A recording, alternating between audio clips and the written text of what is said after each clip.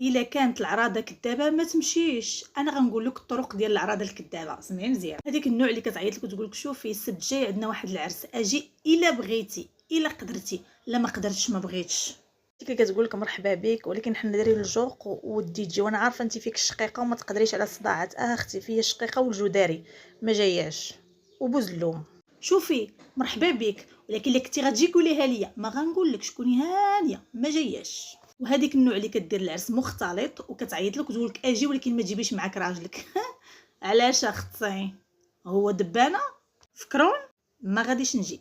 وهذيك النوع اللي ما كتعيطلكش انت تعرض عليك، كتعيط لشي وحده تقول لها قولي فلانه حتى هي تجي معاكم. اختي راه عندي السميه والكنيه وعندي رقم التليفون تقدري تدبري عليه وتجيبيه، وانا مواطنه مغربيه وليدي يذبحوا عليا، يعني خصي رحبي بيا ديريكتومون ماشي دوزي ليا من الرومبوان. الو حنا دايرين العرس نهار السبت بالليل وانا عارفه ما كتقدرش انت تسوقي بالليل. ايوا شتي سي بيان دوماج.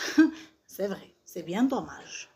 الو مرحبا بك العرس، ولكن شوفي اللي غيديك ويجيبك. لا اختي كوني هانيه غنجلس في داري.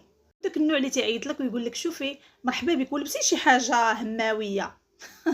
لا اختي انا غير محرتكه غنجلس في داري. وبلا ما نساو هذوك اللي كيعيطوا لك في الدقيقه 90 غدا العرس وهي تعيط لك نهار قبل.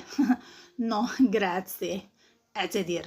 وانتم قولوا لي على احسن طريقه تعرضتوا بها واكفس طريقه تعرضتوا بها. انا غنبدا الاولى ابدا باكفس.